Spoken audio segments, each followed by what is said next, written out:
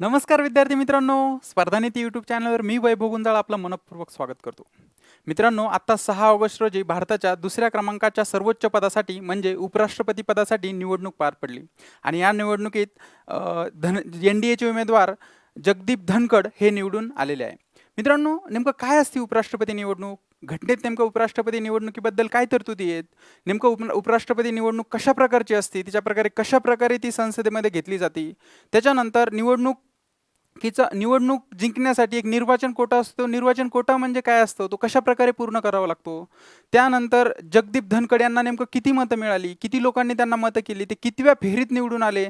या सगळ्या गोष्टींची अतिशय विस्तृत स्वरूपात चर्चा आपण या लेक्चरमध्ये करणार आहे. तर मित्रांनो, मी तुम्हाला एकच रिक्वेस्ट करेल की हे लेक्चर तुम्ही व्यवस्थित सुरुवातीपासून शेवटपर्यंत व्यवस्थित बघा. तुम्हाला नक्कीच नवीन काहीतरी शिकायला मिळेल. आणि दुसरी एक गोष्ट सांगतो मित्रांनो, हे लेक्चर बघितल्यानंतर तुम्हाला उपराष्ट्रपतीसाठी या पदासाठी आणि उपराष्ट्रपती निवडणूक 2022 साठी दुसरं कोणतं लेक्चर बघण्याची आवश्यकता भासणार नाही याचा मला पूर्ण विश्वास आहे. तर मित्रांनो, आता दुसरी कुठलीही चर्चा न करता सरळ आपण आपल्या टॉपिकला सुरुवात करूया. चला तर मित्रांनो, मग बघा मित्रांनो, उपराष्ट्रपती निवडणूक 2022 उपराष्ट्रपती पदासाठी जी निवडणूक पडली 2022 ची, त्यामध्ये घटनेत काय तरतुदी आपण बघू मित्रांनो. कलम 63 ते 70 उपराष्ट्रपती पदाबद्दल तरतुदी म्हणजे भारतीय राज्यघटनेत किती कलम मध्ये? कलम 63 ते 70 मध्ये उपराष्ट्रपती पद या पदासाठी तरतुदी आहेत. आता बघा मित्रांनो, तुम्हाला जर आयोगाने 63 ते 71 असं जरी विचारलं तर दोन्ही पण ऑप्शन देणार नाही, तर तुम्हाला कोणतं तरी एक ऑप्शन देईल. असं जरी विचारलं तर ते बरोबर करा, कारण 71 या कलमात उपराष्ट्रपती पदासाठी पण तरतुदी आणि राष्ट्रपती पदासाठी तरतुदी आहे. त्या काय तरतुदी हे मी तुम्हाला पुढे सांगणारच आहे. पण आता इथे एवढं लक्षात घ्या फक्त की उपराष्ट्रपती पदासाठी कलम 63 ते 70 या कलमामध्ये उपराष्ट्रपती पदासाठी तरतुदी आणि 63 ते 71 हे ऑप्शन आलं तरी पण ते बरोबर करायचं, कारण 71 मध्ये काय राष्ट्रपती प्लस उपराष्ट्रपतीचे निवडणूक विवाद आहे ते कलम 71 मध्ये देण्यात आलेले आहे. ते मी पुढे तुम्हाला सांगतो. त्याच्यानंतर बघा मित्रांनो, आता 10 ऑगस्ट रोजी काय झालं, व्यंकय्या नायडू म्हणजे जे आपले उपराष्ट्रपती होते यांच्या अगोदर म्हणजे आहे सध्या, पण त्यांचा 10 ऑगस्ट रोजी कार्यकाळ संपणार होता. म्हणजे 10 ऑगस्टला आता पुढे त्यांचा कार्यकाळ संपणार आहे आणि कलम 68 नुसार म्हणजे घटनेच्या कलम 68 नुसार विद्यमान राष्ट्रपतीचा कार्यकाळ समाप्त होण्यापूर्वी निवडणूक अनिवार्य आहे. म्हणजे 10 ऑगस्ट रोजी जे आताचे आपले उपराष्ट्रपती आहे व्यंकय्या नायडू यांचा कार्यकाळ संपणार होता आणि घटनेच्या कलम 68 मध्ये अशी तरतूद करण्यात आलेली आहे की एखाद्या उपराष्ट्रपतीचा कार्यकाळ संपण्याच्या अगोदर ती निवडणूक किंवा उपराष्ट्रपती पदासाठी निवडणूक घेणे अनिवार्य आहे. आणि त्याच्याच कारणाने 6 ऑगस्ट रोजी उपराष्ट्रपती पदाची निवडणूक पार पडली आणि 2022 ला झालेली 6 ऑगस्ट रोजी झालेली निवडणूक ही 16वी उपराष्ट्रपती निवडणूक पार पडली. कितवी? 16वी. आणि बघा मित्रांनो, या 16व्या उपराष्ट्रपतीमध्ये 14वे उपराष्ट्रपती म्हणून 14वे व्हाईस प्रेसिडेंट VP म्हणजे व्हाईस प्रेसिडेंट म्हणून जगदीप धनखड यांची निवड झाली. जगदीप धनखड कितवे उपराष्ट्रपती आहे? 14वे. निवडणूक किती होती? 16. आता बघा मित्रांनो, 14वे उपराष्ट्रपती 16वी निवडणूक का? कारण दोन उपराष्ट्रपती असे, एक तर सर्वपल्ली राधाकृष्णन आणि दुसरे मोहम्मद हमीद अन्सारी, हे दोन उपराष्ट्रपती 2 वेळा पदावर निवडून आले. म्हणून ही निवडणूक 16वी जरी असली तर एकूण व्यक्तिशः ते व्हाईस प्रेसिडेंट किंवा उपराष्ट्रपती किती वेळ? 14 आहे. ही ते गोष्ट व्यवस्थित लक्षात घ्या. आता मित्रांनो, 6 ऑगस्ट रोजी ही निवडणूक पार पडली. आता पुढे 10 ऑगस्टला यांचा कार्यकाळ संपणार आहे. कुणाचा? व्यंकय्या नायडूचा. मग 11 ऑगस्टला हे शपथ घेतील. कोण? जगदीप धनखड. 11 ऑगस्टला, कारण 10 ऑगस्टला यांचा कार्यकाळ पडणार आहे. मग 10 ऑगस्ट पर्यंत हे राहतील आणि त्याच्यानंतर 11 ऑगस्ट रोजी हे जगदीप धनखड शपथ घेतील. मला असं वाटतं तुम्हाला या गोष्टी लक्षात आल्या. तरी पण एकदा फास्टमध्ये रिवाइज करतो म्हणजे तुम्हाला परत हे आपल्याला इकडे यायची गरज पडणार नाही. मित्रांनो, कलम 63 ते 70 किंवा 71 मध्ये उपराष्ट्रपती पदाबद्दल तरतूद आहे आणि 10 ऑगस्ट रोजी व्यंकय्या नायडू म्हणजे आपले आत्ताचे उपराष्ट्रपती यांचा कार्यकाळ संपणार होता आणि घटनेच्या कलम 68 मध्ये अशी तरतूद करण्यात आलेली आहे की उपराष्ट्रपती पदाचा कार्यकाळ संपण्याच्या अगोदर त्याची दुसरी निवडणूक होणे अनिवार्य आहे. आणि त्यालाच अनुषंगाने 10 ऑगस्ट म्हणजे अगोदर म्हणजे 6 ऑगस्ट रोजी उपराष्ट्रपती पदासाठी निवडणूक पार पडली. ही 16वी उपराष्ट्रपती पदासाठी निवडणूक होती. यामध्ये 14वे उपराष्ट्रपती म्हणून जगदीप धनखड हे निवडून आले. आता 10 ऑगस्ट रोजी व्यंकय्या नायडू यांचा कार्यकाळ संपणार आहे आणि 11 ऑगस्ट रोजी आता शपथ घेतील. कोण? जगदीप धनखड. आला इथपर्यंत लक्षात? चालायचं पुढं? ओके. आता बघा मित्रांनो, उपराष्ट्रपती पदाबद्दल अजून काही तरतुदी आपण बघू. तरतूद कलम 63 म्हणजे घटनेच्या कलम 63 नुसार भारतासाठी एक उपराष्ट्रपती उपराष्ट्रपती असतील अशी तरतूद करण्यात आलेली. कलम किती? कलम 63 प्रमाणे, घटनेच्या कलम 63 प्रमाणे उपराष्ट्रपती असतील किंवा उपराष्ट्रपती पदाबद्दल तरतुदी करण्यात आलेली घटनेच्या कलम 63 नुसार. आणि ते अमेरिकेच्या उपराष्ट्रपती प्रमाणे. बघा मित्रांनो, आपण आपली ज्यावेळेस घटना बनवली, सन्माननीय डॉक्टर बाबासाहेब आंबेडकरांनी ज्यावेळेस घटना बनवली त्यावेळेस त्यांनी चांगल्या गोष्टी अनेक देशांकडनं घटनेमध्ये किंवा दुसऱ्या देशांच्या ज्या घटनेमध्ये ज्या चांगल्या गोष्टी होत्या त्या आपल्या घटनेमध्ये घेण्याचा प्रयत्न केला. त्याचंच एक म्हणून उपराष्ट्रपती पद हे अमेरिकेकडून अमेरिकेकडून आपण घेतलेले अमेरिकेच्या उपराष्ट्रपतीप्रमाणे म्हणजे अमेरिकेच्या घटनेमध्ये अगोदर जे उपराष्ट्रपती पद होतं ते तसंच उपराष्ट्रपती पद आपण आपल्या घटनेत घेतलेलं आहे. म्हणजे अमेरिकेकडून आपण उपराष्ट्रपती पद घेतले म्हणजे आपलं उपराष्ट्रपती पद कुणाच्या घटनेप्रमाणे आहे आता? अमेरिकेच्या घटनेप्रमाणे. आणि अमेरिकेमध्ये पण वरिष्ठ सभागृहाचे पदसिद्ध अध्यक्ष असतात. कोण? उपाध्यक्ष. म्हणजे आपल्याकडे उपराष्ट्रपती म्हणजे आपल्याकडे वरिष्ठ सभागृह कोणते? राज्यसभा. आणि तिथे सिनेट म्हणजे तिथे पण सिनेटमध्ये पण वरिष्ठ सभागृहाचे जे अध्यक्ष असतात ते उपराष्ट्रपती असतात. आणि भारतामध्ये पण राज्यसभा हे वरिष्ठ सभागृह आहे आणि वरिष्ठ सभागृहाचे अध्यक्ष पण हे कोण असतात? पदसिद्ध अध्यक्ष उपराष्ट्रपतीच असतात. म्हणजे आपण कुणाकडून घेतलेले ते उपराष्ट्रपतीप्रमाणे. आणि कलम कितीमध्ये तर उपराष्ट्रपती पद कुठून घेतलेलं आहे? अमेरिकेकडून. आणि कलम कितीमध्ये तरतूद त्याची? कलम 63 मध्ये. आता बघा मित्रांनो, कलम निवडणूक घटनेच्या कलम 66(1) नुसार उपराष्ट्रपती पदाच्या निवडणुकीबद्दल तरतुदी. म्हणजे आता जी निवडणूक झाली 6 ऑगस्ट रोजी जी निवडणूक झाली ती घटनेच्या कलम 66(1) नुसार झाली. किती? घटनेच्या कलम 66(1) नुसार जी आता निवडणूक झाली 6 ऑगस्ट रोजी उपराष्ट्रपती पदाची ती घटनेच्या कलम 66(1) नुसार झाली. आणि मित्रांनो ही जी निवडणूक आहे राष्ट्रपती पदाच्या निवडणुकीप्रमाणेच होते. म्हणजे एकल संक्रमणीय प्रमाणशीर प्रतिनिधित्व मतदान पद्धती. राष्ट्रपतीची जी निवडणूक होते एकल संक्रमणीय प्रमाणशीर प्रतिनिधित्व मतदान पद्धती या पद्धतीनुसारच ही निवडणूक पार पडली. आता मित्रांनो एकल संक्रमणीय प्रमाणशीर प्रतिनिधित्व पद्धती म्हणजे काय हे तुम्हाला मी अतिशय आता विस्तृत स्वरूपात सांगणार आहे पुढच्या स्लाइडमध्ये. ज्यावेळेस तुम्हाला मी आता एकल प्रमाणशीर प्रतिनिधित्व मतदान पद्धती सांगल तर ती तुम्ही परत कधी विसरणार नाही. फक्त व्यवस्थित सगळ्या गोष्टी मी जे सांगतोय त्या ध्यान देऊन व्यवस्थित ऐका. चालायचं पुढे. ओके. आता बघा याच्या अगोदर एक मित्र ही पद्धत सांगण्या अगोदर तुम्हाला एक गोष्ट सांगतो मित्रांनो. जो उपराष्ट्रपतीला मतदान करतात किंवा उपराष्ट्रपतीचा जो निर्वाचक गण असतो की उपराष्ट्रपतीला कोण मतदान करतात तर संसदेचे दोन्ही सभागृह सदस्य म्हणजे राज्यसभा संसदेचे दोन्ही सभागृह म्हणजे कोणते? एक तर राज्यसभा आणि लोकसभा या दोन्ही सभागृहाचे सदस्य निर्वाचित असतील किंवा नामनिर्देशित असतील. इथं परत एकदा सांगतो कोण मतदान करतं उपराष्ट्रपती पदासाठी? संसदेच्या दोन्ही सभागृहाचे सदस्य ते निर्वाचित असो की नामनिर्देशित असो ते दोन्ही पण सदस्य कुणासाठी मतदान करतात? उपराष्ट्रपती पदासाठी. आणि ते मतदान करतात तर त्यांनी केलेल्या मतदानानुसार एकल संक्रमणीय प्रमाणशीर प्रतिनिधित्व मतदान पद्धती कशी असती हे आता आपण समजून घेणार आहेत. हे आलं लक्षात. कलम 63 मध्ये तरतूद उपराष्ट्रपतीच्या अमेरिकेच्या उपराष्ट्रपतीप्रमाणे पदसिद्ध अध्यक्ष वरिष्ठ सभागृहाचे. येस और नो? 66(1) नुसार जी निवडणूक पार पडली म्हणजे उपराष्ट्रपती पदासाठी जी निवडणूक पार पडते ती कलम 66(1) नुसार. आणि राष्ट्रपतीप्रमाणे एकल संक्रमणीय प्रमाणशीर प्रतिनिधित्व मतदान पद्धती आता ती आपण समजून घेणार आहे. पहिलं मला एक सांगा उपराष्ट्रपतीसाठी निर्वाचक गण किंवा मतदार कोण असतं? संसदेच्या दोन्ही सभागृहाचे सदस्य. मग ते लोकसभा असो राज्यसभा असो. आणि त्याच्यानंतर लोकसभेचे निर्वाचित असो नामनिर्देशित असो आणि राज्यसभेचे निर्वाचित असो नामनिर्देशित असो एवढे लोक उपराष्ट्रपती पदासाठी मतदान करतात. आणि या मतदानातून एक निर्वाचन कोटा ठरवला जातो. आणि या प्रकारे एकल संक्रमणीय प्रमाणशीर प्रतिनिधित्व पद्धतीनुसार एक मतदान घेऊन तो निर्वाचक कोटा जो व्यक्ती किंवा जो उमेदवार पूर्ण करेल तो उमेदवार उपराष्ट्रपती पदासाठी निवडून येतो. आलं लक्षात? आता ते मी पुढे सांगणार आहे. तुम्हाला मला असं फास्ट होत असेल वाटत असेल तुम्हाला पण मी पुढे ते सगळं सांगणार आहे. ते फक्त मी तुम्हाला इथे अगोदर सांगितलं. चालायचं पुढं. बघा मित्रांनो आता आपण समजून घेणार आहे एकल संक्रमणीय प्रमाणशीर प्रतिनिधित्व पद्धती काय असते.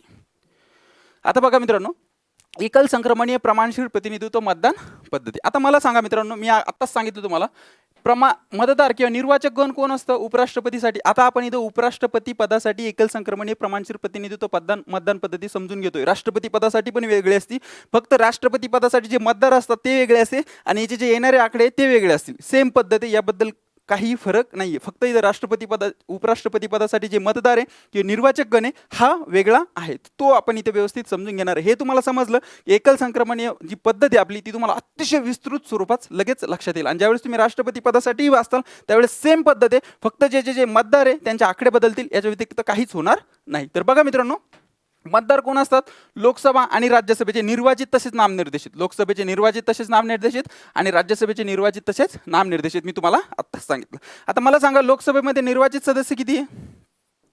543. हा आकडा व्यवस्थित लक्षात ठेवा. किती आहे? 543. आता बघा मित्रांनो लोकसभेमध्ये आपली ज्या वेळेस 104वी घटनादुरुस्ती झाली 2019ला जी झाली म्हणजे 20ला लागू झाली 2019ला जी 104वी घटनादुरुस्ती झाली त्या घटनादुरुस्तीच्या अगोदर लोकसभेमध्ये 2 सदस्य अँग्लो इंडियन सदस्य होतं त्यांचं आरक्षण होतं 2 सदस्याचं. म्हणजे ते 2 सदस्य राष्ट्रपती मार्फत लोकसभेमध्ये नामनिर्देशित केले जायचे 2 सदस्य. कधी?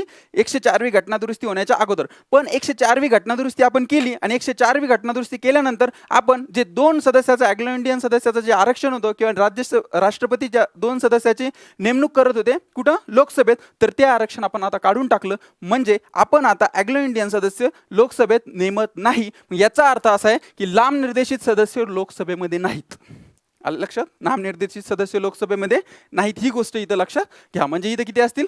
0. आता बघा मित्रांनो, राज्यसभेमध्ये निर्वाचित सदस्य किती असतात? 233. किती असतात? 233. आणि बघा मित्रांनो, राज्यसभेमध्ये राष्ट्रपती 12 सदस्य नामनिर्देशित करत असतात. किती? 12 सदस्य नामनिर्देशित करत असतात. म्हणजे किती झाले? 245. आता हे 245 आणि हे निर्वाचित लोकसभेमधले 543, एवढे लोक उपराष्ट्रपती पदासाठी आता मतदान केलं. म्हणजे 543 आहे आणि 245 आहे, एवढे लोक उपराष्ट्रपती पदासाठी मतदान करू शकतात. केलं नाही. याचं कारण एकच आहे मित्रांनो. आता ही पद्धत समजून सांगण्यासाठी मी तुम्हाला हे सगळे उदाहरणं देतो. ज्यावेळेस मी तुम्हाला जगदीप धनखड यांना किती मतं पडले ॲक्च्युली ते ज्यावेळेस सांगाल त्यावेळेस मी त्यांचे मतं सांगेल. हे फक्त तुम्हाला ही पद्धत समजून सांगण्यासाठी, नेमकं हे मतदान उपराष्ट्रपती पदासाठी नेमकं मतदार कोण असतात आणि ते कशा प्रकारे पात्र होतात हे तुम्हाला इथे सांगतो. ज्यावेळेस मी जगदीप धनखड यांना किती मतं पडली किंवा कशा प्रकारे ते निवडून आले ते मी वेगळं सांगेल. इथं फक्त ही पद्धत व्यवस्थित समजून घ्यायची आपल्याला. ते फक्त मी तुम्हाला सांगतो. ही जर पद्धत तुम्हाला व्यवस्थितरित्या कळाली तर जगदीप धनखड यांची निवडणूक कशी झाली हे सांगण्याची फक्त औपचारिकता बाकी राहील. आलं लक्षात? त्याच्यामुळे ही व्यवस्थित समजून घ्या. बघा मित्रांनो, निर्वाचित सदस्य किती होते? 543. नामनिर्देशित सदस्य ना 104व्या घटनादुरुस्तीने आपण त्यांचं आरक्षण काढून टाकलं, अँग्लो इंडियन समाज. त्याच्यानंतर बघा, निर्वाचित राज्यसभेमध्ये 233, नामनिर्देशित 12, म्हणजे टोटल किती झाले? 245. आणि 543 प्लस 12 245 किती होते? 788. इथं लिहितो 788. आता लक्ष द्या मित्रांनो, हे 788 जे तर हे 788 जे ते वोटर आहे उपराष्ट्रपती पदासाठी. म्हणजे उपराष्ट्रपती पदाचे जे उमेदवार उभा आहेत त्यांना मतदान करतील हे 788 लोक. लोकसभेतील 543 करू शकतात, करू शकतात 543, आणि राज्यसभेतील निर्वाचित 233 आणि नामनिर्देशित 12 म्हणजे 245, असे 788 लोक उपराष्ट्रपती पदासाठी मतदान करू शकतात. आणि या 788 पदासाठी 788 सदस्य मतदार मतदान करू शकतात. यावरूनच एक घटनेनं निर्वाचित कोटा ठरवून दिलेला आहे. म्हणजे हा जर निर्वाचन कोटा ह्या 788 सदस्यांनी मतदान केल्यानंतर हा निर्वाचन कोटा जो सदस्य किंवा जो उमेदवार पार करेल तो उमेदवार उपराष्ट्रपती पदासाठी निवडून येईल असं गृहीत धरलं जातं. आता नेमकं हे निर्वाचन कोटा म्हणजे काय तो आपण समजून घेऊ. बघा मित्रांनो, निर्वाचन कोटा म्हणजे काय? टाकण्यात आलेली एकूण पात्र मते. इथे लिहितो, ह्या निर्वाचन कोटा असा इकडे लिहितो, काढूनच टाकू. हे किती आहे? 788. बघा मित्रांनो, निर्वाचन कोटा. आता हा कोटा पूर्ण केल्याशिवाय उपराष्ट्रपती पद म्हणून निवडून येऊ शकत नाही. आता निर्वाचन कोटा म्हणजे काय बघा, टाकण्यात आलेली, शॉर्ट मध्ये लिहितो, टाकण्यात आलेली एकूण पात्र मते. परत सांगतो, टाकण्यात आलेली एकूण पात्र मते भागिले निवडून द्यायच्या उमेदवाराची संख्या. आपल्याला किती उमेदवार निवडून द्यायचे? एक. उपराष्ट्रपती किती निवडून द्यायचे? 1. ओके. आता बघा मित्रांनो, निर्वाचन कोटा बरोबर टाकण्यात आलेली एकूण पात्र मते भागिले किती उपराष्ट्रपती निवडून द्यायचे? 1. म्हणून 1. आणि मित्रांनो, यांची योग्य प्रकारे यांना बहुमत सिद्ध करता यावं म्हणून घटनेनं यामध्ये +1 आणि या आलेल्या भागाकारामध्ये +1 अशा प्रकारचा एक कोटा ठरवून दिलेला आहे. कशा बघा, निर्वाचन कोटा टाकण्यात आलेली एकूण पात्र मते भागिले निवडून द्यायच्या उमेदवाराची संख्या. म्हणजे एक उमेदवार आपल्याला निवडून द्यायचा आणि त्याच्यामध्ये +1 करायचं आणि या आलेल्या भागाकारामध्ये +1 करायचं. आता बघा मित्रांनो, आता आपण असं गृहीत धरू की 788 लोकांनी उपराष्ट्रपती पदासाठी मतदान केलं आणि या सगळ्या मतदाराची, असं गृहीत धरू फक्त, सगळ्या मतदाराची जी मतपत्रिका आहे ती व्हॅलिड ठरली किंवा पात्र ठरली. म्हणजे मला सांगा, टाकण्यात आलेली एकूण पात्र मते किती होतील? 788 भागिले हा एक निवडून द्यायचे आणि त्यामध्ये योग्य प्रकारे त्यांचं बहुमत सिद्ध करता यावं म्हणून +1. आता हे किती झाले? 788 भागिले 2, 2 6, 92, 18, 42, 394. आणि हा एक त्याच्यात प्लस ॲड करायचा म्हणजे एक झाले किती? 395. आता बघा मित्रांनो, हे 395. आता बघा मित्रांनो, या 788 पैकी जो व्यक्ती 395 मतं, म्हणजे या पद्धतीनुसार 395 मतं मिळवेल तो उपराष्ट्रपती म्हणून निवडून येईल. परत एकदा सांगतो, निर्वाचन कोटा काय टाकण्यात आलेली एकूण पात्र मते भागिले 1 + 1 आणि या भागाकाराला मध्ये +1 ॲड करायचा, अशा प्रकारचा एक कोटा आपल्याला घटनेने ठरवून दिलेला आहे. हा कोटा जो पूर्ण करेल तो उपराष्ट्रपती होईल. टाकण्यात आलेली आपण मते पात्र मते 788 तर गृहीत धरली आणि त्याच्यामध्ये 1+1 म्हणजे भागिले 2 केले, त्यामुळे त्याचा भागाकार आला 394 आणि या भागाकारामध्ये +1 केला म्हणजे झाले 395. याचाच अर्थ 788 पैकी 395 मध्ये जो व्यक्ती मिळवेल, जो उमेदवार मिळेल तो उमेदवार उपराष्ट्रपती म्हणून निवडून येईल. आलं लक्षात मी काय सांगतोय? Yes or no? येस. आता लक्ष द्या मित्रांनो. आता कशा प्रकारे एकल संक्रमणी प्रमाणशीर मतदान पद्धती होती आणि हा कोटा कशा प्रकारे पूर्ण करतो बघू आपण एक व्यक्ती. आता बघा मित्रांनो, या 788 उमेदवाराला, हे 788 मतदान करणारे मान्य, ओके.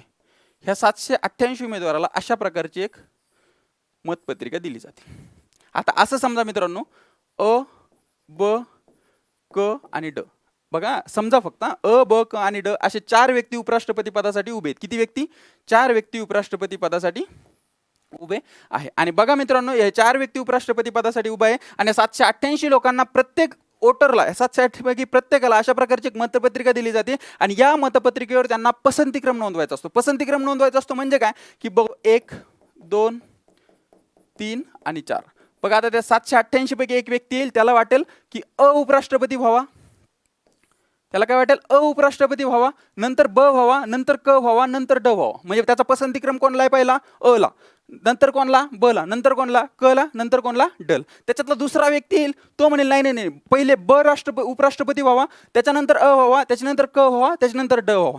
त्याच्यानंतर परत तिसरा व्यक्ती येईल, तो म्हणे नाही तुम्ही तुमचं बघा, पण मला असं वाटतं की पहिले क उपराष्ट्रपती व्हावा, त्याच्यानंतर ड व्हावा, त्याच्यानंतर ब व्हावा आणि त्याच्यानंतर व्हावा. याचाच अर्थ काय, या 788 उमेदवाराला प्रत्येकाला आपला पसंतीक्रम देण्याचा अधिकार आहे. तो त्यांना पसंतीक्रम द्यावाच लागतो. तो दिला नाही तर ती व्हॅलिड किंवा बाद ठरल्या जाते ती मतपत्रिका, बरोबर.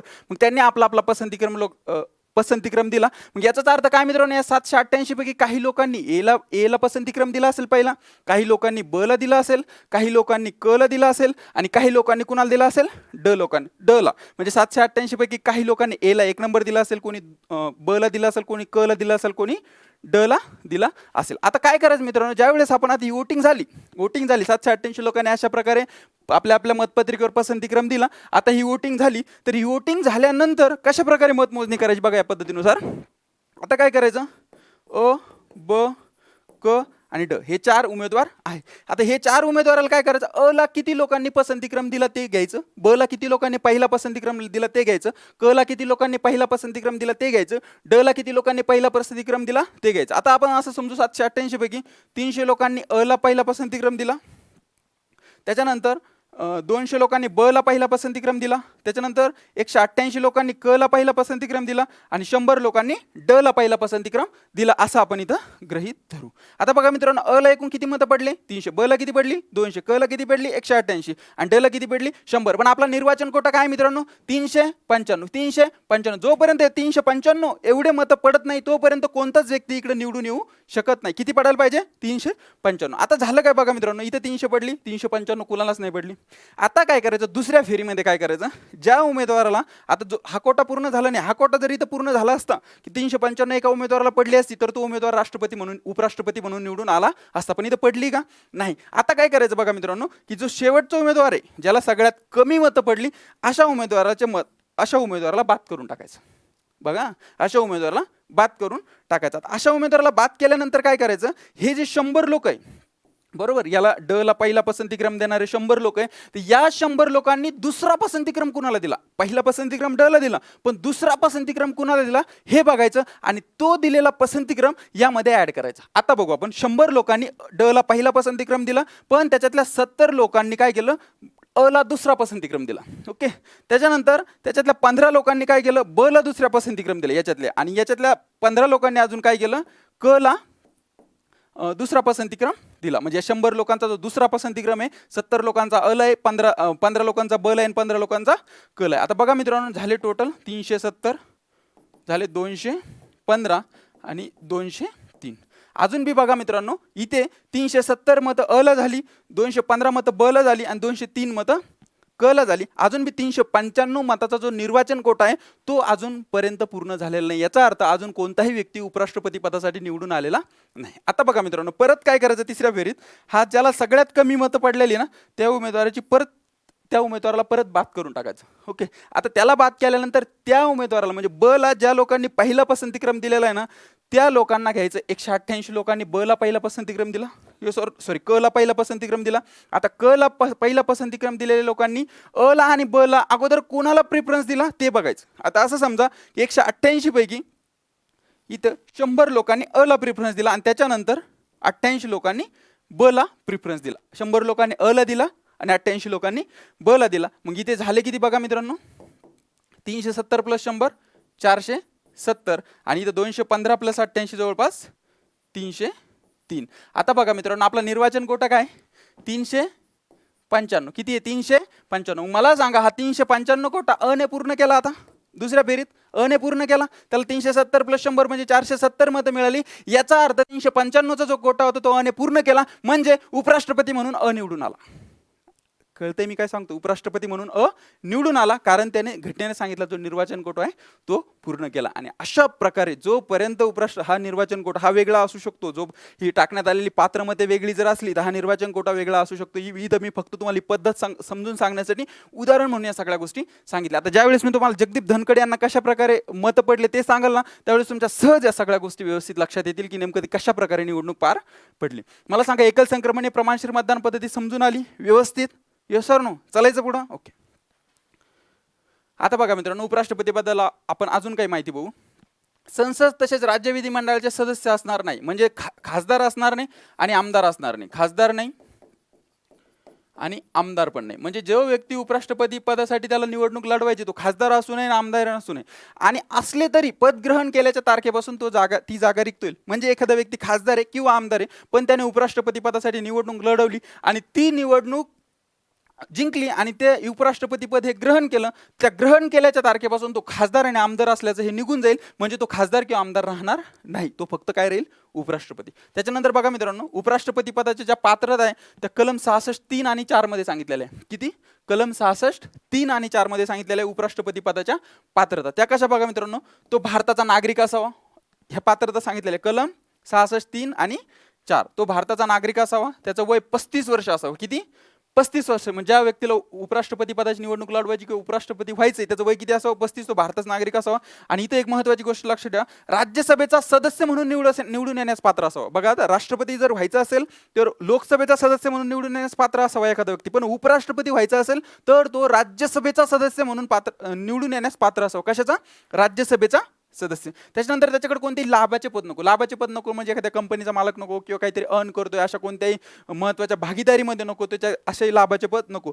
पण खासदार असेल किंवा आमदार असेल किंवा केंद्राचा किंवा राज्याचा एखादा मंत्री असेल, राज्यपाल असेल, राष्ट्रपती असेल तर असे पद हे लाभाचे पद समजले जात नाही. ओके, त्याच्यामुळे त्याच्याकडे लाभाचे पद नको. त्याच्यानंतर बघा मित्रांनो अर्ज करताना म्हणजे एखाद्या व्यक्तीला उपराष्ट्रपती व्हायचं आणि त्याला अर्ज करायचं त्यावेळेस त्याच्याकडे 20 मतदारांचा पाठिंबा असला पाहिजे आणि 20 मतदारांचं अनुमोदन असलं पाहिजे. हे लोकसभेतील असू शकतात किंवा राज्यसभेतील असू शकतात.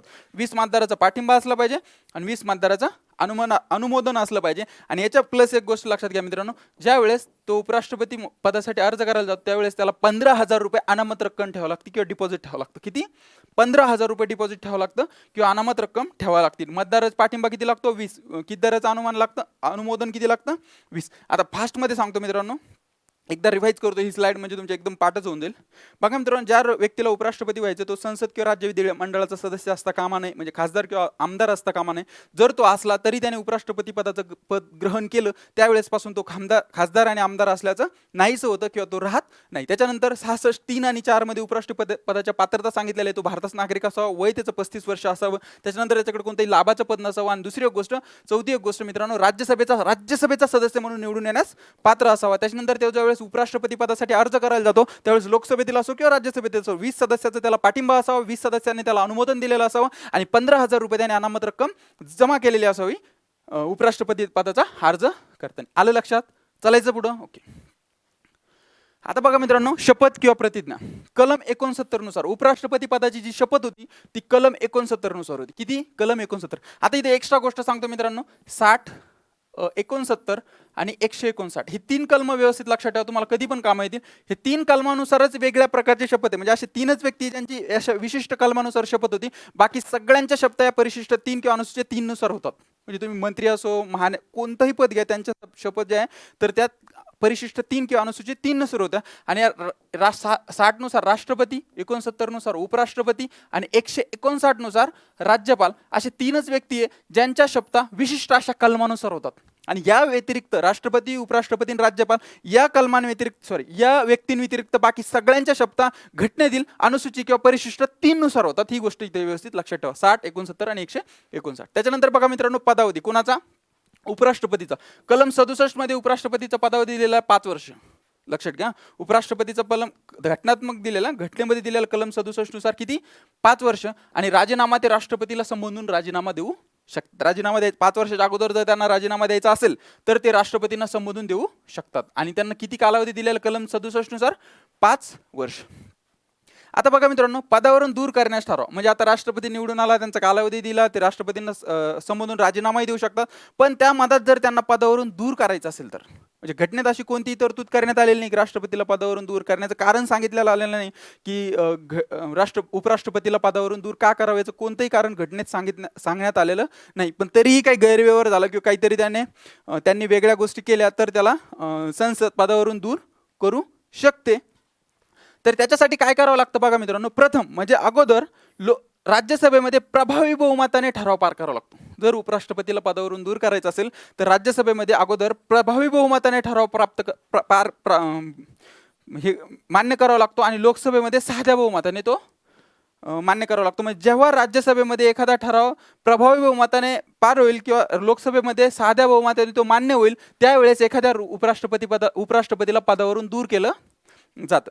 आता बघा मित्रांनो, फक्त त्यांना हा ठराव मांडण्या अगोदर म्हणजे राज्यसभेमध्ये प्रभावी बहुमताने ठराव मान्य करायचा, तर हा ठराव मांडण्या अगोदर प्रथम राज्यसभेमध्ये तो मांडला जातो. तो मांडण्या अगोदर त्यांना 14 दिवस अगोदर पूर्वसूचना द्यावी. म्हणजे जर उपराष्ट्रपतीला पदावरून दूर करायचं असेल तर राज्यसभेमध्ये ठराव मांडावा लागतो. तो ठराव राज्यसभेमध्ये प्रभावी बहुमताने मान्य व्हावा आणि त्याच्यानंतर तो ठराव जातो लोकसभेमध्ये साध्या बहुमताने तो मान्य व्हावा. अशा प्रकारे तो ठराव जर पास झाला तर उपराष्ट्रपतीला पदावरून दूर जावं लागतं. फक्त हा ठराव मांडण्याच्या अगोदर त्यांना 14 दिवस अगोदर पूर्वसूचना द्यावी असा नियम आहे. आलं लक्षात इथपर्यंत? आता मी तुम्हाला सांगतो नेमकं प्रभावी बहुमत त्यांना पदावरून दूर करण्यासाठी प्रभावी बहुमत नेमकं काय असतं आणि साधं बहुमत म्हणजे नेमकं काय असतं. तेव्हा हे मान्य किंवा पास झाल्यानंतरच त्यांना पदावरून दूर केलं जातं. तर हे प्रभावी बहुमत काय आणि साधं बहुमत काय मी तुम्हाला आता सांगतो. मला असं वाटतं तुम्हाला व्यवस्थितरित्या समजत असेल. आता बघू मित्रांनो, प्रभावी बहुमत आणि साधं बहुमत. आता बघा मित्रांनो, इथे लिहिलेलं मी प्रभावी बहुमत आणि साधं बहुमत. आता प्रभावी बहुमत म्हणजे काय बघा, आता ते साधं बहुमत थोडा वेळ बाजू ठेवा. मला सांगा, प्रभावी बहुमत कुठं लागतं? राज्यसभा. आणि साधं बहुमत कुठं लागतं? लोकसभा. कशासाठी लागते? उपराष्ट्रपतीला पदावरून दूर करण्यासाठी. म्हणजे उपराष्ट्रपतीला पदावरून दूर करायचं असेल तर प्रथम प्रभावी बहुमताने राज्यसभेमध्ये ठराव पास व्हावा लागतो. आता तो कशा प्रकारे होतो बघा मित्रांनो, प्रभावी बहुमत काय? तात्कालीन सदस्य संख्येच्या अर्धे. मी परत सांगतो, व्यवस्थित लक्षात घ्या. प्रभावी बहुमत म्हणजे काय की तात्कालीन सदस्य संख्येच्या, म्हणजे राज्यसभेचा, हे फक्त राज्यसभेचं चालू आहे कारण राज्यसभेमध्ये आपण ठराव पास करतोय. आता उपराष्ट्रपतीला आपण निवडून आणलं, आता त्यांना पदावरून आपण दूरही करू. तर बघा मित्रांनो, राज्यसभेमध्ये प्रभावी बहुमत म्हणजे तात्कालीन सदस्य संख्येच्या अर्धे. आणि तात्कालीन सदस्य संख्या म्हणजे काय? आता तात्कालीन सदस्य संख्या समजली तरच त्याच्या अर्धे करता येतील ना आपल्याला. अर्धे किंवा अर्ध्यापेक्षा जास्त, हे व्यवस्थित लक्ष, अर्धे किंवा अर्ध्यापेक्षा जास्त. सदस्य संख्येच्या अर्ध्यापेक्षा जास्त. ओके, अर्ध्यापेक्षा जास्त एवढ्या सदस्याने जर ठराव पास केला तर उपराष्ट्रपतीचा ठराव हा राज्यसभेमध्ये प्रभावी बहुमताने पास झाला असं आपण म्हणू शकतो. तात्कालीन सदस्य संख्या म्हणजे काय बघा मित्रांनो, एकूण संख्या मायनस रिक्त जागा. आता बघा मित्रांनो, मला सांगा एकूण सदस्य संख्या किती? राज्यसभेची 245. आता मायनस याच्यातून रिक्त जागा करायच्या. म्हणजे रिक्त जागा अशा की सपोज एखाद्या व्यक्तीचा मृत्यू झाला, एखाद्या सदस्याने राजीनामा दिला, एखाद्या सदस्याला पदावरून दूर केलं, किंवा एखाद्या सदस्याचे राज्यसभेकडून जे नामनिर्देशित होतं त्यांची नामनिर्देशनं राहिली, असे काही राहू शकतात. म्हणजे याचा अर्थ राज्यसभेमध्ये काही रिक्त जागा असू शकतात. तर त्या रिक्त जागा मायनस करायच्या आणि जी येणारी संख्या असते ती असते तात्कालीन संख्या. आता आपण असं समजू की रिक्त जागा राज्यसभेमध्ये 45 आहे. म्हणजे तात्कालीन संख्या किती आली? सदस्य संख्या किती आली? 200. ओके, तात्कालीन सदस्य संख्येच्या अर्ध्यापेक्षा जास्त म्हणजे अर्धे किती आहे सांगा? 100. ओके, आणि जास्त म्हणजे काय? +1. म्हणजे टोटल किती 101. म्हणजे राज्यसभेमध्ये आपण जे बघितलं त्या उदाहरणावरून 101 लोकांनी जर हा ठराव पार केला की 101 लोकांनी ठरावाच्या बाजूने मतदान केलं तर राज्यसभेमध्ये उपराष्ट्रपतीला पदावरून दूर करण्याचा ठराव प्रभावी बहुमताने पास झाला असं मानण्यात येतं. आलं लक्षात. आता बघा इथं पास झाला, आता लोकसभेत जर तो साध्या बहुमताने पास झाला तर उपराष्ट्रपतीला पदावरून दूर जावंच लागेल. आता ते साधं बहुमत म्हणजे काय बघा मित्रांनो, मी साधं बहुमत सांगितलेलं आहे, उपस्थित आणि मतदानात भाग घेणाऱ्याच्या अर्ध्यापेक्षा जास्त, अर्ध्यापेक्षा जास्त, उपस्थित आणि मतदानात भाग घेणाऱ्याच्या अर्ध्यापेक्षा जास्त. आता बघा मित्रांनो टोटल सांगा मला लोकसभेमध्ये किती सदस्य संख्या आहे 543. किती आहे 543. पण मला एक गोष्ट सांगा मित्रांनो, ज्या वेळेस लोकसभेमध्ये उपराष्ट्रपतीला पदावरून दूर करण्याचा ठराव येतो त्यावेळेस हे 543,000 असतील का टोटल? नाही, काहीतरी गैरहजर असतील. याचा अर्थ आपण असं समजू की 543 पैकी 43 अनुपस्थित आहे, अनुपस्थित आहे. ओके, मग उपस्थित किती आहे 500, उपस्थित किती आहे 500. आलं लक्षात. आता मतदानात भाग घेणार मला सांगा, आता 500 लोक आहे, हे 500 लोकांना काही वाटेल की आम्हाला मतदान नाही करायचं, आम्हाला मतदानावर बहिष्कार टाकायचा, XYZ व्यक्ती आम्ही त्याच्या फेवरमध्ये, तुम्ही जरी त्याला पदावरून दूर करायचं असेल तर XYZ पार्टी स्वतःच निर्णय घेऊ शकते की आम्हाला त्या व्यक्तीच्या बाजून राहायचं, आम्हाला या मतदानावर बहिष्कार टाकायचा, म्हणजे आम्ही आता इथे मतदान करणार नाही. म्हणजे उपस्थित 500 पण मतदानात भाग घेणारे 500 असतील का? नाही, त्याच्यापेक्षा काहीतरी कमी असतो. असं आपण समजू की 100 लोकांनी मतदानावर बहिष्कार टाकला. किती लोकांनी? 100 लोकांनी मतदानावर बहिष्कार टाकला. मग राहिले किती 400. राहिले किती 400. मग उपस्थित आणि मतदानात भाग घेणारे राहिले किती 400. याच्या अर्ध्यापेक्षा जास्त, याच्या अर्धे किती आहे 200 आणि अर्ध्यापेक्षा जास्त म्हणजे किती 201. म्हणजे इकडे 101 लोकांनी प्रभावी बहुमताने ठराव पास केला होता, लोकसभेमध्ये आला, लोकसभेमध्ये तो साध्या बहुमताने पास करण्यात आला, म्हणजे एकूण 201 लोकांनी तो पास केला, ठरावाच्या बाजूने 201 लोकांनी मतदान केलं. याचा अर्थ आता उपराष्ट्रपती पदाबद्दल जो निवडणूक उपराष्ट्रपतीला पदावरून दूर करण्याचा जो ठराव आहे तो व्यवस्थितरित्या पास झाला. आता उपराष्ट्रपतीला पदावरून दूर जावंच लागलं आणि अशा प्रकारे उपराष्ट्रपतीला पदावरून दूर केलं जातं. आलं लक्षात? कळतंय मी काय सांगतो? Yes or no? येस. चालायचं पुढं. ओके, आता बघा मित्रांनो उपराष्ट्रपती बद्दल निवडणूक विवाद, मी अगोदर सांगितलं तुम्हाला कलम 71 मध्ये राष्ट्रपती प्लस उपराष्ट्रपती या दोघांच्या निवडणुकीच्या विवादाबद्दल तरतुदी आहे. आणि ह्या निवडणुकीची निवडणुकीचा जो विवाद आहे तो फक्त आणि फक्त सर्वोच्च न्यायालयातच चालवला जातो. म्हणजे कलम 71 नुसार राष्ट्रपती आणि उपराष्ट्रपती या दोघांच्या निवडणुकीबद्दल एखादा विवाद जर झाला, वादविवाद जर झाला तर तो फक्त आणि फक्त सर्वोच्च न्यायालयातच त्याचा प्रक्रिया केली जाते आणि सर्वोच्च न्यायालयाचा निर्णय अंतिम असतो. सर्वोच्च न्यायालयाचा निर्णय अंतिम. सर्वोच्च न्यायालय जो निर्णय देईन तो मान्य करावाच लागतो. म्हणजे सर्वोच्च न्यायालयाचा निर्णय कसा असतो? अंतिम असतो. त्याच्यानंतर उपराष्ट्रपती पदाचे काही कार्य आणि अधिकार बघू मित्रांनो. राज्यसभेचे पदसिद्ध सभापती असतात. आता घटनेने विशेष असे उपराष्ट्रपतीला उपराष्ट्रपती म्हणून कोणतेही कार्य दिलेले नाही, पण ते कसे बघू मित्रांनो आपण. आता उपराष्ट्रपतीचे कार्य आणि अधिकार, राज्यसभेचे पदसिद्ध सभापती असतात. राज्यसभेचे म्हणजे जे वरिष्ठ सभागृह आहे आपलं, आपण बघितलं ना अमेरिकेप्रमाणे अमेरिकेचं सिनेट, त्यांच्याप्रमाणे आपण तिथून ते पद घेतलेलं आहे. याचा अर्थ ते अमेरिकेमध्ये जसे वरिष्ठ सभागृहाचे सभापती असतात उपराष्ट्रपती, तसेच आपल्या इथं वरिष्ठ सभागृह कोणते? राज्यसभा. आणि राज्यसभेचे पदसिद्ध सभापती कोण असतात? उपराष्ट्रपती. त्याच्यानंतर बघा राष्ट्रपतीचे पद रिक्त झाल्यास राष्ट्रपती म्हणून काम करू शकतात. म्हणजे पहिलं कार्य काय त्यांचं? एक तर राज्यसभेचं पदसिद्ध सभापती म्हणून काम करायचं. त्याच्यानंतर जर एखाद्या वेळेस राष्ट्रपतीचं पद कोणत्याही कारणाने रिक्त होऊ शकतं, म्हणजे राष्ट्रपती बाहेर जाऊ शकतात, इथं बघायला किंवा राष्ट्रपतीचा मृत्यू होऊ शकतो, राष्ट्रपती राजीनामा देऊ शकतात, कोणतीही गोष्ट होऊ शकते. ज्यावेळेस राष्ट्रपतीचं पद त्यांचा कार्यकाळ संपण्याच्या अगोदर जर रिक्त होत असेल तर उपराष्ट्रपती राष्ट्रपती म्हणून काम करतात आणि ते जास्तीत जास्त 6 महिने करू शकतात. जास्तीत जास्त 6 महिने का करू शकतात? कारण घटनेत असा नियम आहे की राष्ट्रपती पद जर रिक्त झालं तर 6 महिन्याच्या आत निवडणुका घेण्यात याव्या. म्हणजे राष्ट्रपती पद रिक्त जरी झालं आणि त्याच्यावर जर उपराष्ट्रपती राष्ट्रपती म्हणून काम करायला जरी गेले तर ते फक्त 6च महिने काम करू शकतात जास्तीत जास्त, कारण 6 महिन्याच्या अगोदर राष्ट्रपतीची निवडणूक घ्याव्या लागतात. आलं लक्षात? आता बघा राष्ट्रपती, आता ज्यावेळेस ते राष्ट्रपती होतात ना त्यावेळेस ते राज्यसभेचे सदस्य राहत नाही. अगोदर ते राज्यसभेचे सदस्य नाही सभापती. ते होतात तेव्हा राज्यसभेचे सभापती राहत नाही. म्हणजे ते काय होतात? आता राष्ट्रपती होतात. म्हणजे ते उपराष्ट्रपती राहत नाही, म्हणजेच राज्यसभेचे सभापती राहत नाही आणि राष्ट्रपती पदाचे सर्व अधिकार मिळतात. ज्या वेळेस ते उपराष्ट्रपती राष्ट्रपती म्हणून काम करतात त्यावेळेस ते ऍक्च्युअल राष्ट्रपतीच असतात. त्यांना सगळे राष्ट्रपतीचे अधिकार, सगळ्या गोष्टी राष्ट्रपतीच्याच मिळतात. ते उपराष्ट्रपती म्हणून राहत नाही, उपराष्ट्रपती राहत नाही. याचा अर्थ ते राज्यसभेचे सभापती राहत नाही. ज्यावेळेस राज्यसभेचे सभापती राहत नाही याचा अर्थ राज्यसभेत जो उपसभापती असतो, उपाध्यक्ष असतो, तो राज्यसभेचा सभापती म्हणून काम करतो. आलं लक्षात? ओके, चालायचं पुढं. ओके, आता बघा मित्रांनो उपराष्ट्रपती पदाबद्दल इतर. आता नंतर दुसऱ्या क्रमांकाचे पद, मी सुरुवातीला सांगितलं तुम्हाला की देशाचे सर्वोच्च दुसऱ्या क्रमांकाचे पद, 1 नंबर राष्ट्रपती आणि 2 नंबर उपराष्ट्रपती. आता बघा मित्रांनो, एक महत्त्वाची इथे लक्षात घ्या, अमेरिका आणि भारत. अमेरिकेमध्ये उपराष्ट्रपती जर राष्ट्रपती झाला, आता मी सांगितलं उपराष्ट्रपती जर राष्ट्रपतीची जागा रिक्त असेल किंवा राष्ट्रपती कोणत्याही कारणामुळे नसतील तर त्यांची जागा कोण घेतं, राष्ट्रपती म्हणून उपराष्ट्रपती. आता अमेरिकेत जर एखादा उपराष्ट्रपती राष्ट्रपती झाला आणि भारतात जर उपराष्ट्रपती राष्ट्रपती झाला तर अमेरिकेत उर्वरित कालावधीसाठी होतो. म्हणजे बघा मित्रांनो, मी आता सांगितलं तुम्हाला, भारतात जास्तीत जास्त उपराष्ट्रपती राष्ट्रपती म्हणून किती दिवस काम करू शकतो, जास्तीत जास्त 6 महिने, त्याच्यावर करू शकत नाही. पण अमेरिकेत तसं नाही. अमेरिकेत सपोज राष्ट्रपती पदाचा कार्यकाळ सपोज 5 वर्षे, 2.5 वर्षात एखादा राष्ट्रपती सपोज मृत्यू पावला आणि उपराष्ट्रपती राष्ट्रपती झाला तर पुढच्या 2.5 वर्षापर्यंत तोच उपराष्ट्रपती राष्ट्रपती राहील. पण भारतात तसं, भारतात सपोज कोणत्याही कारणाने राष्ट्रपतीचं पद रिक्त झालं आणि त्याच्या जागेवर उपराष्ट्रपती राष्ट्रपती म्हणून काम करायला गेले तर त्यावेळेस जास्तीत जास्त फक्त 6 महिने काम करू शकतात, कारण 6 महिन्याच्या आत राष्ट्रपतीच्या निवडणुका घ्याव्याच लागतात. आलं लक्षात? ओके. त्याच्यानंतर बघा मित्रांनो, घटनेनुसार उपराष्ट्रपती म्हणून कोणतेही काम नाही. म्हणजे उपराष्ट्रपतीला फक्त हे काम उपराष्ट्रपतीने केलं पाहिजे असं कोणतंही काम घटनेने सांगितलेलं नाही. फक्त उपराष्ट्रपती हे राज्यसभेचे पदसिद्ध सभापती असतील आणि ज्यावेळेस ते राष्ट्रपती नसतात त्यावेळेस उपराष्ट्रपती राष्ट्रपती म्हणून काम करतात. असे काही मोजके कामं त्यांना दिलेलं आहे. आलं लक्षात? उपराष्ट्रपती म्हणून विशेष असं कोणतंही काम त्यांना नाही. आली ही स्लाइड लक्षात? Yes or no? येस.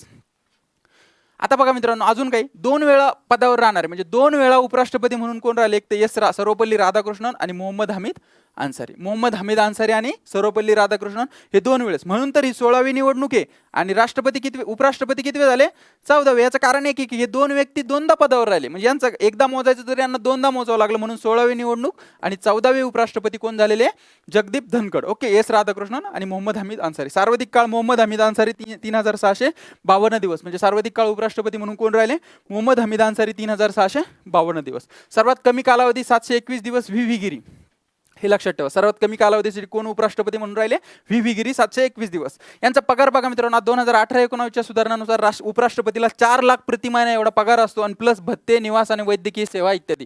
म्हणजे 4 लाख प्रति महिना एवढा त्यांना पगार असतो 2018-19च्या सुधारणानुसार. आणि भत्ते, निवास आणि वैद्यकीय इत्यादी सुविधा त्यांना मिळत राहते. ह्या वेगळ्या असतात या 4 लाखांपेक्षा. आलं लक्षात? चालायचं पुढे. कॉन्सेप्च्युअल काही नाही याच्यात, फक्त डाटा तुम्ही लक्षात घ्या. आता त्याच्यानंतर बघा मित्रांनो, आता जी 2022ची निवडणूक पार पडली ना, तिच्याबद्दल आता तुम्हाला सहज समजेल की जगदीप धनखड कशा प्रकारे निवडून आले. सहज म्हणजे अतिसहज. आता ते कसं बघा मित्रांनो, आता बघा मित्रांनो, जगदीप धनखड, मार्गारेट आल्वा. म्हणजे जगदीप धनखड हे कायचे उमेदवार होते, एनडीएचे. आणि युपीएचे उमेदवार कोण होत्या, मार्गारेट आल्वा. आता बघा मित्रांनो, आता मी तुम्हाला सांगितलं होतं की कोण कोण मतदान करू शकतं याच्यात, राज्यसभा लोकसभेचे निर्वाचित तसेच नामनिर्देशित सदस्य. आता ते निर्वाचित तसेच नामनिर्देशित सदस्य किती होते, 788. आपण बघितलं 543 + 245 788. पण झालं काय बघा मित्रांनो, 788 पैकी सध्या, म्हणजे आता सांगतो मी तुला, आता तुम्हाला योग्य आकडेवारी सांगतो. नेमकं जगदीप धनखड हा 2022च्या निवडणुकीत नेमकं कोणी मतदान केलं, कशा प्रकारे केलं, त्याची योग्य आकडेवारी आता मी सांगतो. पहिल्या उदाहरणात मी तुम्हाला उदाहरण म्हणून ती आकडेवारी घेतली होती. फक्त ही 788 बरोबर आहे. फक्त आता सांगतो की नेमकं किती लोकांनी मतदान केलं. बघा मित्रांनो, 788 लोक मतदान करू शकत होते, पण 2022च्या निवडणुकीत 780 खासदार आहेत. कसं काय? कारण जे 8 खासदार आहे ना, हे 8 खासदार, कारण 788 मधून 780 म्हणजे 8 खासदार. तर याच्यातले 4 खासदार जे ते जम्मू काश्मीरमध्ये आत्ता जी हे झाली त्याच्यामुळे 4 खासदारांचं सदस्यत्व रद्द झालं. म्हणजे 4 खासदार ते नाही. 1 खासदार त्रिपुरामध्ये आता निवडलेला नाही आहे, म्हणजे तिथे 1 पद खाली आहे. आणि जे 3 खासदार आहे ना, ते राष्ट्रपती जे 12 खासदार नेमतात ना, 12 सदस्य नेमतात राज्यसभेमध्ये, त्याच्यातल्या 3 सदस्याची जी आहे ना ती नेमणूक बाकी अजून. याचा अर्थ हे 4 आणि 1 5 आणि 3 8, हे 8 सदस्य सध्या खासदारकीचे पदच रिक्त आहेत. किती? 8. म्हणजे याचा अर्थ टोटल किती आहे, 780. म्हणजे किती लोक मतदान करू शकत होते 2022ला, फक्त 780. आणि या 780 पैकी मित्रांनो 725 लोकांनीच मतदान केलं. किती लोकांनी मतदान केलं, 725. म्हणजे हे बाकीचे लोक गैरहजर होते. आलं लक्षात? बाकीचे लोक गैरहजर होते. म्हणजे मतदान किती केलं, 725. आणि या 725 पैकी मित्रांनो 710च मतं व्हॅलिड झाली आणि 15 मतं ही इनव्हॅलिड झाली. म्हणजे पात्र फक्त 710च मतं ठरली आणि अपात्र 15 मतं ठरली. म्हणजे फक्त 710च मतं आता इथं गणण्यात येतील.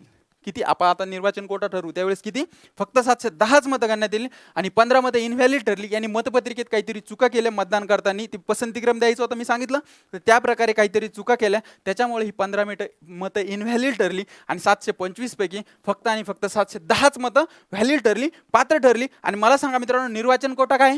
निर्वाचन कोटा मी सांगितलं, टाकण्यात आलेली एकूण मध्ये किती आली, पात्र मध्ये टाकण्यात आलेली एकूण पात्र मध्ये. मी पहिल्यांदा सांगितलं तुम्हाला, टाकण्यात आलेली एकूण पात्र मध्ये किती, इथे 710. ओके, 710 हे आले टाकण्यात आलेले एकूणमध्ये भागिले निवडून द्यायच्या उमेदवाराची संख्या किती मी सांगितलं तुम्हाला 1. ओके, आणि यांनी आवश्यक प्रकारे बहुमत प्राप्त करावे म्हणून किती +1 आणि या येणाऱ्या भागाकारामध्ये +1. 710 भागिले 2 किती होते सांगा मला. 6 बेपंचे 10 आणि 355. आलं लक्षात किती 355. हा एक याच्यात मिळवा, एक झाले किती 356. म्हणजे जगदीप धनखड यांना जेव्हा निवडून यायचं होतं 2022 ला, त्यांना या 710 पैकी 356 मतं मिळवायची होती आणि जर त्यांनी 356 मतं मिळवली असती मिळवली तरच ते राष्ट्रपती होणार होते, उपराष्ट्रपती होणार होते आणि त्यांनी 356 मते ही पहिल्याच राऊंडमध्ये मिळवली आणि ते उपराष्ट्रपती झाले. आता या 710 पैकी मित्रांनो 528 मतं पडली जगदीप धनखड यांना आणि 182 मतं पडली ही मार्गारेट आल्वा यांना. आता मला सांगा मित्रांनो, निर्वाचन कोटा किती दुसरी घेण्याची गरज आहे का, दुसऱ्यांदा घेण्याची गरज आहे का नाही, कारण याचा निर्वाचन कोटा किती आहे आत्ताचा 356 आणि त्यांना पहिल्याच फेरीत किती मतदान पडले 528. मग मला सांगा 356 पेक्षा 528 जास्त आहे, म्हणजे हा निर्वाचन कोटा त्यांनी पहिल्याच फेरीत पूर्ण केला. याचा अर्थ ते पहिल्याच फेरीत निवडून आले आणि भारताचे उपराष्ट्रपती झाले जगदीप धनखड. आलं लक्षात मी काय सांगतोय, येस ऑर नो. येस. आता बघा मित्रांनो, उपराष्ट्रपतीपदी निवडून आले, अशा प्रकारे उपराष्ट्रपतीची निवडणूक झाली आणि जगदीप धनखड भारताचे 14वे उपराष्ट्रपती म्हणून निवडून आले. आलं लक्षात. आता मी तुम्हाला तेव्हा जर निर्वाचन कोटा ते सगळं व्यवस्थित सांगितलं नसतं तर हे सांगायला किती जड केलं असतं. Yes or no. येस. याचा अर्थ तुम्हाला आता हे फक्त औपचारिकता म्हणून सांगायला राहिलं होतं, कारण मी अगोदरच तुम्हाला एकल संक्रमणी प्रमाणशीर मतदार पद्धती शिकवताना ह्या सगळ्या गोष्टी व्यवस्थित क्लिअर केल्या होत्या. आता बघा मित्रांनो, आता यांच्याबद्दल थोडीशी माहिती बघू आपण.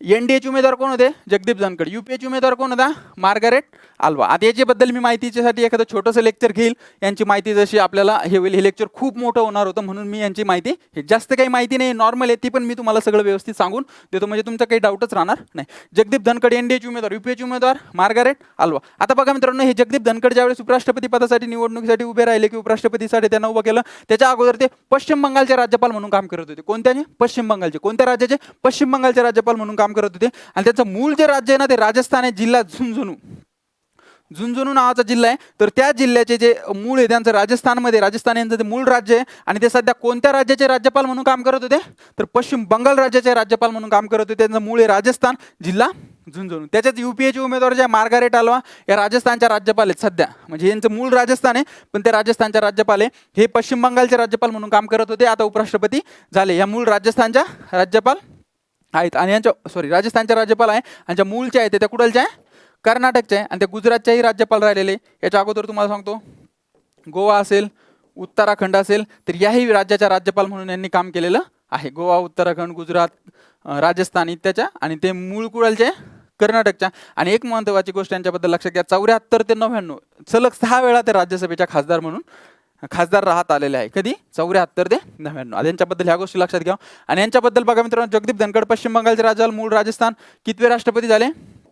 14वे राष्ट्रपती झाले. त्याच्यानंतर अजून यांच्याबद्दल काही गोष्टी सांगतो मित्रांनो. हे ज्यावेळेस राजकारणात येण्याच्या अगोदर हे सर्वोच्च न्यायालयात वकील म्हणून काम करत होते. त्याच्यानंतर ते राजकारणात आले, तिथून पुढे बाकीची त्यांची जर्नी चालू झाली. त्याच्यानंतर काही काळ त्यांनी केंद्रात मंत्रिपद अनेक 2, 3, 4 प्रकारची वेगवेगळ्या प्रकारची मंत्रिपदही भूषवलेली आहे. कोणी? जगदीप धनखड. आणि भारताचे 14वे उपराष्ट्रपती म्हणून आता कोण निवडून आलेले?